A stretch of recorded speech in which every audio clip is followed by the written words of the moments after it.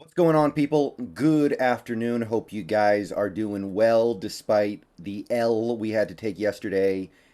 I want to talk a little bit about individuals for a minute because, this team, they let us down a little bit. It wasn't all bad yesterday, but it was pretty bad, pretty disappointing. So let's talk about some individual stuff. Let's talk about some of the guys on this team who are earning the respect of the entire NFL football watching community. Talking about the Pro Bowl, and you guys know, I'm not a big fan of the Pro Bowl. The whole fan vote thing, I think, really kind of it makes things difficult to take that seriously when you know that a huge portion of your credit in the Pro Bowl is determined by people who often only watch a few games a week. Most people just watch one game in the morning, one game in the afternoon. They watch the primetime games, and that's it. They don't have time to watch every game. I don't have time to watch every game, and I consume probably more NFL football content than the average football fan. Most people don't have the time for it, and who can blame them? But it makes it just a little bit harder to give a lot of credibility to when you know at the end of the day a good chunk of the Pro Bowl is a popularity contest. But that popularity contest can be interesting. And even though it's not something that I take terribly seriously in terms of determining who is the best player or who are the best players, I do think it's noteworthy when a player starts to get national attention, when a player starts to become known to just about everybody, when the entire country is starting to really notice that, hey, that guy's really good at football. So let's take note of a few things here. So earlier today, the leading Pro Bowl vote getters for each conference at each position was released. So this is not the Pro Bowl ballots, of course. This is just the leaders. Obviously, you get three, sometimes four or five players at each position making the Pro Bowl. Then you have guys who sit out and let other players in. I think we all know how this works. But this is just the leading vote getter at each position for each conference. So, kind of exclusive company, and you can't get here by accident, right? Like, if you're number one, you probably earned it.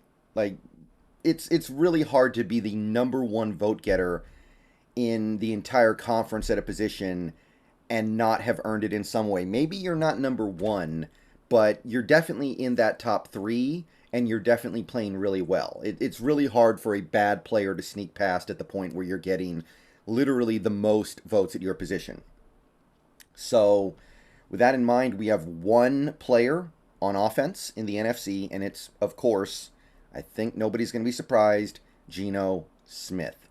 Geno Smith is the leading Pro Bowl vote getter for the NFC at quarterback. And I think this is actually a pretty good time for this to come out because there's been a little bit of flack thrown Geno Smith's way since yesterday's game, and I don't think it's I don't think it's incorrect to feel that way necessarily because he did have two chances to go win the game at the end.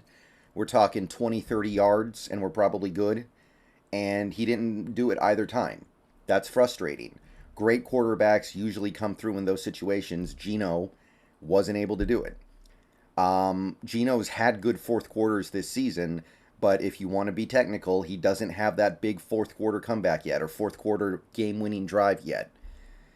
So some people are frustrated by this. Now, I'm going to continue to say what I've been saying since yesterday and really since Geno Smith started playing really good football, I'd say around week 3. When you take a look at what Geno Smith was going into this season, what the expectations were, and where he came from and the money we're paying him, you need to support him. And bottom line is, Geno Smith gave us a touchdown lead with about 5 minutes left in the fourth quarter in a game where the defense had already been getting blasted off the field left and right. You need to pick him up at that point and get that defensive stop so the game is over on your terms. At a certain point, you need to be lifting him up because, again, I know nobody cares how much money these guys make once the game starts. You're playing either you succeed or you don't succeed. But when you're talking about Geno Smith, a guy who is going to be making, I think, $7 million this year, You bring him in to compete for the starting job. A guy who's bounced around the league as a journeyman, and he's having this miracle comeback, amazing, out of nowhere season for you. I'm just not going to criticize you when a little something goes wrong.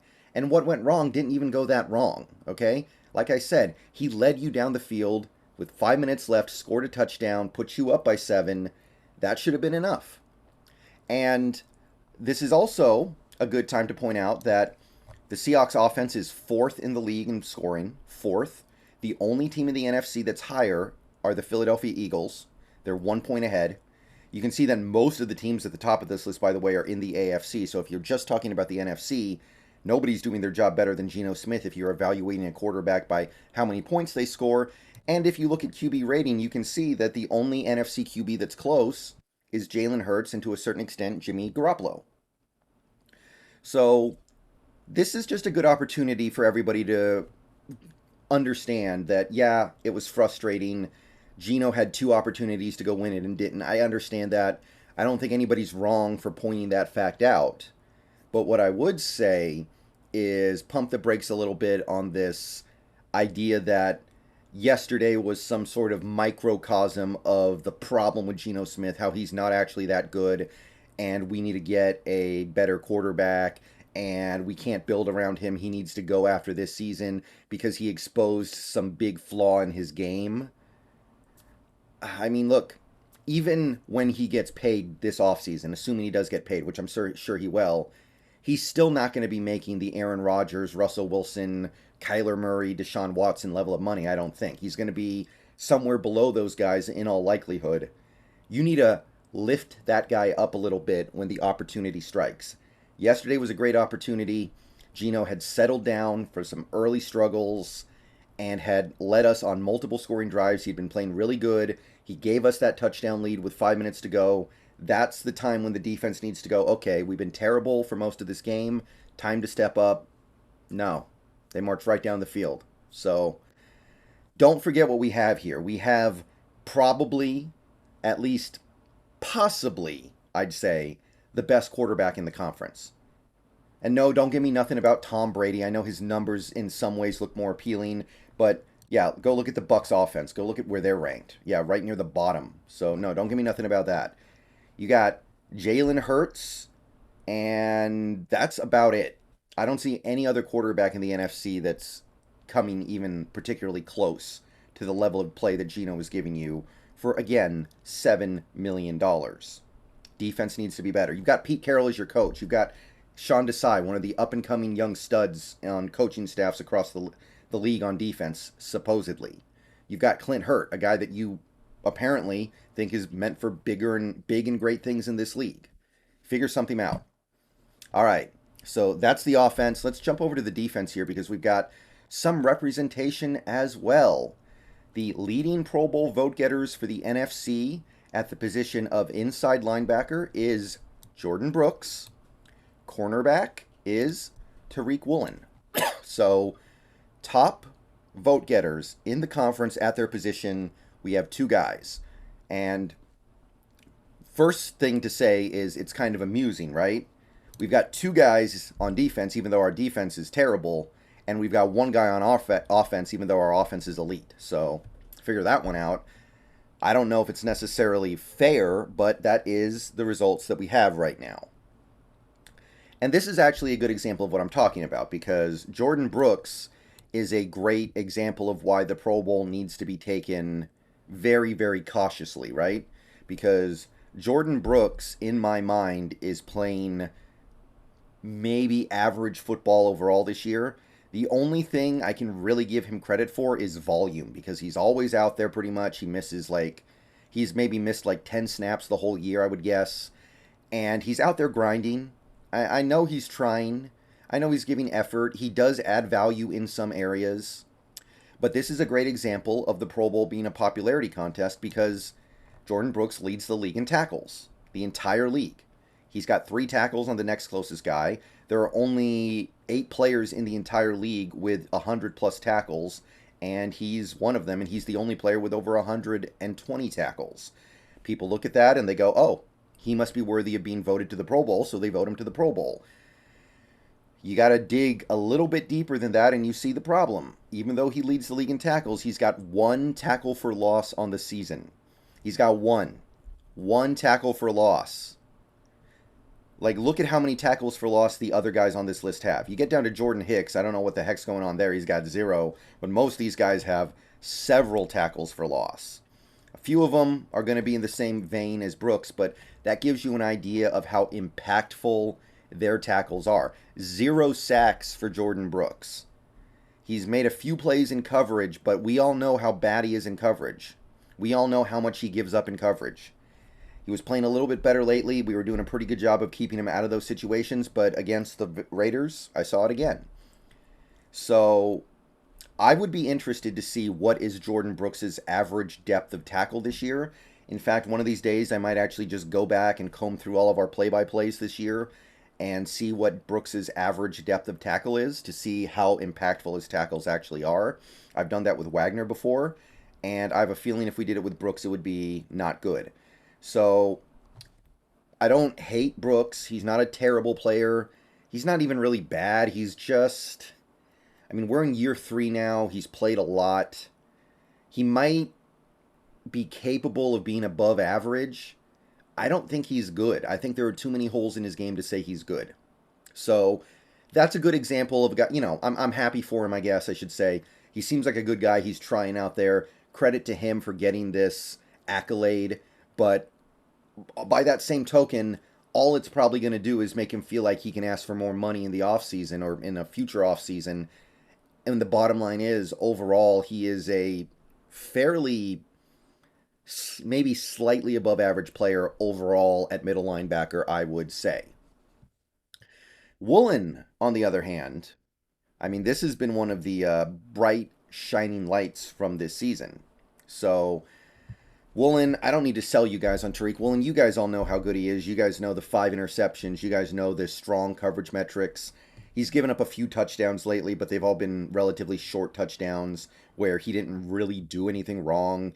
He gave up that one long catch to, I think it was Godwin against the Bucks, but he had good coverage. You guys know how good Tariq is doing. I don't need to sell you on that. He deserves to be the leading vote getter at cornerback in the NFC. I got no problem with that. In fact, I think this is actually kind of beautiful here. You've got 2 rookies at corner. Probably don't see that often. Being hailed by the masses as the best at their position in their conferences. Sauce Gardner and Tariq Woolen. I have a feeling those guys are going to have a fun, even though they're only going to play each other once every few years, there's going to be a little bit of a rivalry there between those 2 guys. Like, I mean, it can't be Peyton Manning, Tom Brady because they're not going to play each other enough, but it's almost going to be like that for cornerback. One guy was a super high pick, the other guy barely got drafted. It's going to be a lot of fun. And one of the bright spots from the defense against the Raiders, I want to... excuse me, I'm getting excited here, geez. This passing chart from Amazon Next Gen Stats showing what Woolen did against the Raiders, because we all know Woolen generally stays on the left side. I believe in this game he was always on the left side. When I say left side, I mean from the perspective of the offense. And you can see Derek Carr threw 36 passes in this game, 36, and 31 of them were outside of Tariq Woolen's zone of influence. He threw 5 passes over into Tariq Woolen's area, and 4 of them were within 5 yards of the line of scrimmage.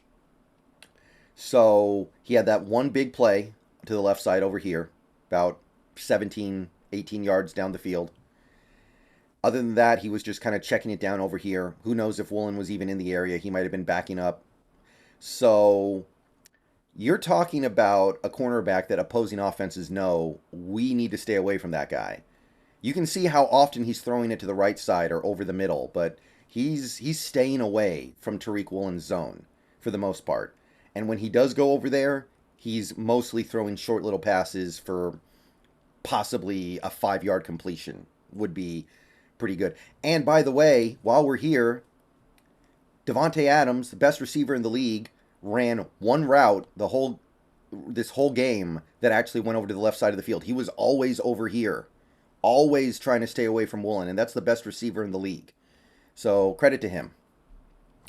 So yeah, I just wanted to go ahead and go over some of the good news because we do have, even after a disappointing game like yesterday was, even after a rough one, you still have some bright spots and you still have a pretty good season overall. We have a winning record. We're 6-5. And I want to take a moment to call out the people who are getting national attention for the Seahawks team.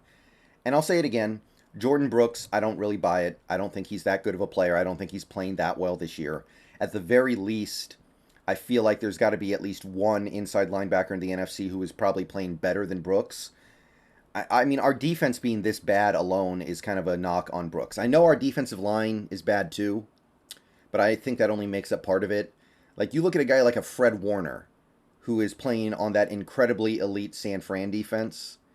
Hard for me to believe that he doesn't deserve more credit than Jordyn Brooks does. Hard for me to believe that Fred Warner is not a better player than Jordyn Brooks, regardless of what the tackle numbers will tell you.